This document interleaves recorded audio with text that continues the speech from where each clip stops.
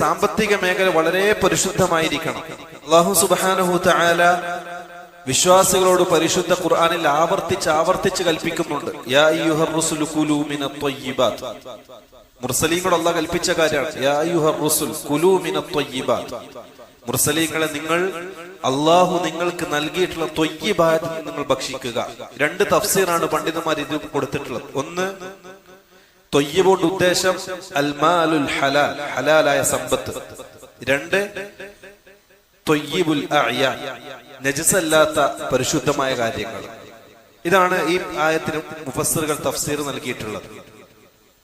അതേപോലെ അല്ലാഹു സുബ്ഹാനഹു തആല പറയുന്നുണ്ട്, യാ അയ്യുഹല്ലദീന ആമനൂ കുലൂ മിൻ ത്വയ്യിബാതി മാ റസഖ്നാകും.